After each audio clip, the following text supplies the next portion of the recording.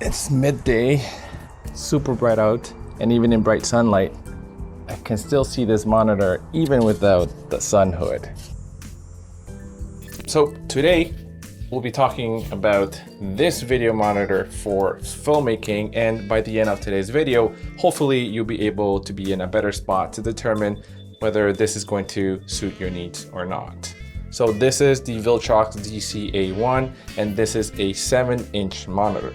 So for scale, this is the size of a Apple Pro Max phone, and this is the size of the 7-inch screen. This is what a 5-inch screen looks like compared to a phone. And now side by side with this 7-inch screen, this is what it looks like. So if you want to go run and gun and keep your setup compact and minimal, I think I would still go with a 5-inch size monitor just because it's a little smaller, so you save a bit on space there. But if you have a bigger rig, or if you want to have a bigger monitor to better be able to see what you do, then a 7-inch one, it's a really good size for that. Plus, as you saw earlier on in the video, this is really bright outdoors. You'll also be surprised at the capabilities and features of this monitor, even though it only costs $280 US at the time of the making of this video. A little disclaimer though is that Viltrox did send me this monitor for me to try and test out, but this is not sponsored by them and they did not get to see this video before you do.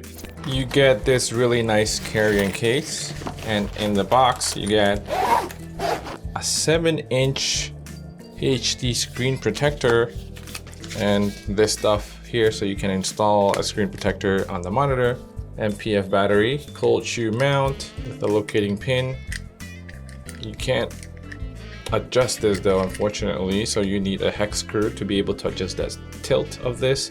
Full-size HDMI cable, micro HDMI to full-size HDMI, USB cable. It would have been cool if the whole package included a hex key if you're not gonna give us a knob to adjust this tilt. The monitor itself, which I can't seem to take out. Oops. Also, you get a sun hood as well. So this is a 1080 resolution monitor, so it's 1920 by 1080. So you're not gonna get 4K with it, but because it's so large, it's 7-inch, that resolution is enough for most situations. It has 8-bit color depth and sRGB color coverage. You can add LUTs to this monitor, and there are so many filmmaking tools that this monitor has, but a little bit more on that in just a bit. This monitor is made of plastic, but it's not of a plastic that is flimsy and cheap. It actually feels very well built, and all the elements are kind of compact and pretty nice, except for the sun hood, which I think it's a little bit more on the flimsy side, and you have to handle it with care if you don't want it to snap or break on you. This is a touchscreen monitor, but it is not limited to that. You're also able to control all the features and access the menus with just physical buttons or this knob as well. So I know some people prefer to use physical buttons, so this is good for that. You have quick access buttons right here, and this knob that you can press in and also rotate to access different features. This thing has a built-in fan, and let's try to hear it. So this was just out in the sun right now, and as soon as I brought it back in, I can hear the fan turn on to try to cool this thing down. So I'm gonna bring my mic close to see if we can hear that fan.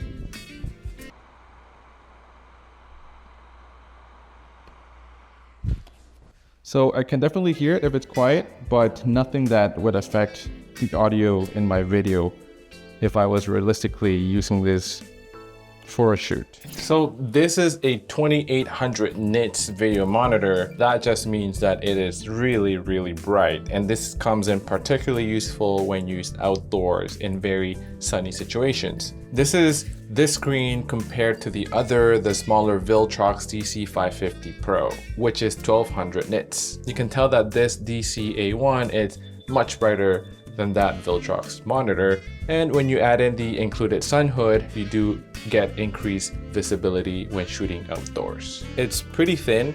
You're able to load LUTs here. There's a USB port right there. A difference between this and the 550 though is that the 550, you're able to add LUTs via an SD card slot. So with this is actually a USB port, so that minor difference there. You have a on and on button right there, which I really like that you're able to just switch it like that and not have to tap and then tap and hold to wait for the unit to turn on like some other products. You have your HDMI in and HDMI out, so you're able to loop this via another monitor. So you're able to loop multiple monitors to the same feed. You have the quarter 20-inch thread with locating pins right here. Headphone port, so you can monitor audio in here actually. A USB Type-C in port, your DC input. You also get quarter thread on the side of this, plus locating pins. So if you wanted to use this for vertical video, you can do that. So in many ways, it is pretty much the same thing as this DC-550. The major thing, I guess, is just that this is a 7-inch monitor and it's a lot brighter than this one. This uses NPF batteries, and Viltrox does include an NPF battery for you that has a button here that allows you to monitor how much juice you have left on this battery, which is super convenient and super useful. And you have an USB-C port here that you can use to directly charge this via USB-C. So there are two gripes that I had with the other monitor, the DC-550 Pro, which I mentioned in that old video of mine. And one of them was that the included cold shoe mount, you were not able to adjust the tilt of that like this. You still get the same problem. You cannot adjust the tilt of that monitor without using a hex key. So it would have been cool to have like a tightening knob in here so that you can quickly adjust that tilt of the monitor without a separate tool. On the original sun hood, on this monitor, the 550 Pro, I found it very difficult to take off and on. And it was a little bit of a complicated thing, and at times I had to be very careful to make sure that none of these plastic elements of the sun hood will break or just snap. So something that I had to keep in mind. And opening the sun hood of this other one was a little bit of a challenge, as you can still see. Still haven't fully mastered it. There you go. But there's always that fear that some of these plastic elements will snap. So with the other one, with this A1, DC-A1, putting it on, you have no issues, right? But then taking it off, that's when you get a little bit more difficulty in doing it. So again, you have to go corner by corner, making sure that you don't go too hard either, because it can easily snap since it's just plastic. However, let's put this back on. It would be funny if this just snapped right now. Actually, it wouldn't be, but anyway. However, opening the sun hood as opposed to the other monitor is a lot easier. So you just push this button right here and it just opens up like that. But yeah, still be careful when handling the sun hood because you don't want that to break. The buttons at the top here are your shortcuts. This one right here is the back button. This one right here, you're able to toggle full waveform on and off, false color, 3D LUT. Here you have your volume bar, you can toggle that on and off, histogram, RGB histogram, your vector scope, RGB parade. You can toggle between the different types of RGB parade, full waveform, you're able to bring that up in the entire screen. And again, 3D LUT here. You're able to see what LUTs are in here already. So we'll select Sony S-Lock 3. There you go. Perfect. So there's a few preloaded LUTs in there. You can also add in your own. And then here you have a bunch of other settings like RGB mode, on and off buttons here. Overscan and underscanning. You can flip your screen. Over here we have markers. You can set the marker thickness in different settings. Safety guides. You can have the spot marker, the center marker, your rule of thirds marker here, and the different markers for different aspect ratios as well, which comes in very handy. So we can get rid of that. We have the 9:16 one right here. So it gives you better framing opportunities. There's also different aspect ratios as well. If you're shooting in anamorphic, 4:3, keep it as auto. You can also zoom in into your image as well. You also get anamorphic de-squeezing here if you're shooting with an anamorphic lens. So on my Sony 7 IV, I can't de-squeeze in camera, so I have to use a monitor like this to be able to better compose my shots. You can also zoom in and out, like so, just by pinching the screen. You can adjust other settings here, like brightness, contrast, saturation, hue, sharpness, and the butt light.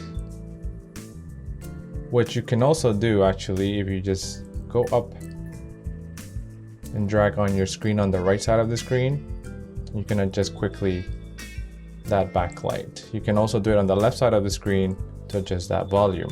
Color temperature, RGB, and other settings, volume, fan speed, the transparency of the menu, on-screen display menu, and you can adjust what you want these custom or quick shortcut access key buttons to do. System, you see all your settings right there. If you wanted to go through your different menu items without using the touchscreen, you can use that knob here and press in, and then you can go into the different settings right there. Press again, and then you can toggle between the other sub settings. Press the back button here to return to the previous menus. So I hope that now you're able to determine which video monitor is better suited for your needs. If you wanted a bigger setup, a bigger screen, and a bright monitor to use mostly outdoors, then the DC-A1 is a good choice. If you want something that's a little bit more small and you don't mind it being not as bright, then the DC-550 Pro is also a good option. Here are also a couple more videos you could consider watching next, and I'll see you there.